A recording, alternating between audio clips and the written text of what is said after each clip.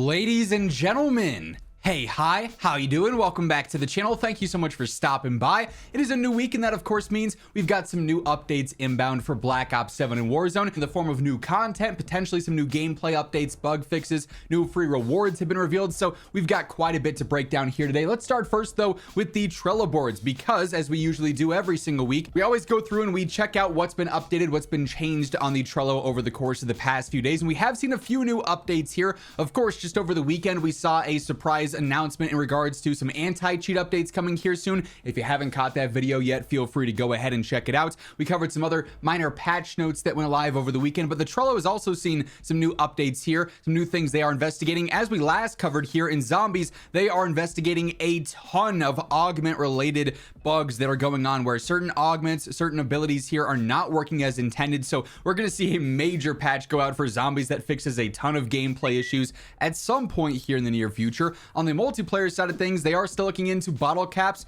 not currently dropping as expected in face-off and hardcore. We did just cover that over the weekend, and unfortunately that's going to impact all the ongoing events right now. They're also looking into the one-man army challenge not progressing, or tracking rather, as intended either. So a couple of minor updates here, really just a whole lot of things being looked into that we should see fixed and addressed here, potentially with a surprise update prior to season 2, but at the latest most likely season 2 in early February. Now on the Warzone side of things, we have seen a few updates here as well.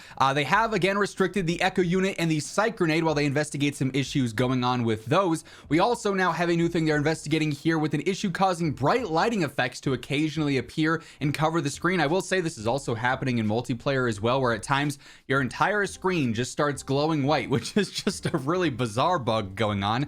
They also finally have acknowledged that MW2 and MW3 weapons aren't showing correct weapon levels, and they're not earning XP correctly or displaying that they're earning XP correctly here. So seen quite a few people asking what's the deal going on with legacy weapons right now, why can't you level them up, what's going on with the bugged levels on them. They are now finally looking into this, so hopefully we see some updates on that here in the relatively near future. But a whole lot of things that are just being investigated with various different bugs and glitches for now. Obviously, as we see any new updates go out, any new communication from the devs in regards to fixing things, when future updates could be dropping, you guys know I've got you covered every day with all things going on in COD, so feel free to hit that subscribe button to guarantee you're always in the know. And while we're going through everything to look out for in the coming days this week in Call of Duty, if you guys enjoy the video, be sure to drop a like on it as well. Much love to everyone who takes the time to do so. Next up, Call of Duty has revealed a handful of free rewards in partnership with the Call of Duty League. We've got Major 1 coming up, and they did just recently go through and preview all of the free unlocks and rewards you can get simply for watching Major 1. Now, of course, back in December, there were some viewership rewards,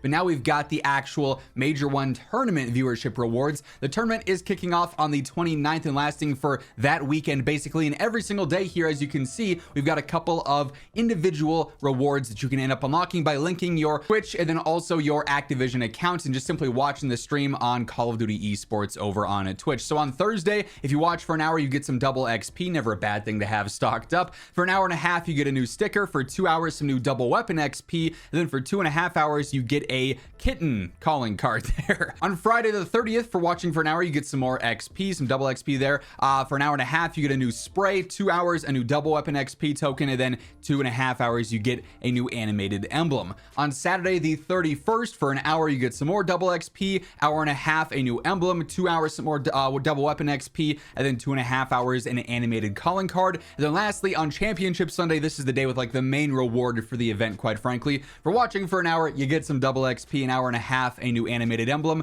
For 2 hours, you get the Neon Grudge Peacekeeper Blueprint. This is ultimately going to be one of the more rare blueprints in the game because it's only going to be available if you watch on February 1st for those 2 hours during the Championship Sunday streams. So super limited time to actually get this Peacekeeper Blueprint, but that's again for the 2 hour watch mark, and then 2.5 hours some more double weapon XP. So handful of new rewards to go through and unlock simply for having that tab open maybe on your side monitor, or if you're actively tuned into the CDL just for watching, hanging out over the weekend and paying attention to some Call of Duty Esports. So I'll always keep you guys informed when it comes to the new viewership rewards they reveal for every single major throughout the year. Also coming up this week is yet another new weekly challenge update. This will be going live on Thursday, of course, and we're going to end up getting our final aftermarket part for season 1. And this week with the weekly challenges, the reward is going to be this NPC Contra Bloom laser, which sounds like it could be absolutely nuts. This is obviously an NPC specific laser, so it's only available on one gun,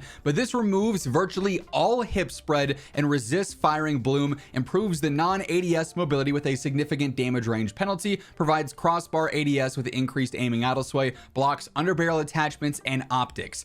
This is essentially a straight accurate laser that you could put on the NPC and just go absolutely nuts with a hipfire based build and a movement based build. And the NPC is already crazy good for the close range, so this has some potential to be a seriously broken aftermarket part. I'm certainly going to keep my eye on this on Thursday when those weekly challenges get refreshed. We get the week 8 challenges, I believe it's going to be, so definitely stay on the lookout for that on Thursday when that update goes out and get this unlocked, because it could be pretty busted in the right scenarios there for the close range. We also are going to see a new Warzone LTM debut over the weekend. Obviously, they've been running like the whole weekend LTM so far throughout Warzone since the integration happened, and we just had like the Make It Rain one or whatever it was for Resurgence this past weekend. This upcoming weekend, we're going to see this new LTM known as High Octane, and I'm particularly excited about this one. I think it could be pretty fun for just overall chaotic gameplay here. This will be a 150 player quads Verdansk LTM, and they say experience a non-stop action adventure in the thrilling High Octane mode arriving in the mid-season. All players deploy into the map with their chosen custom loadout, so you load in right away. You spawn in with your custom loadout and your custom guns immediately. You don't even have to loot for a loadout drop.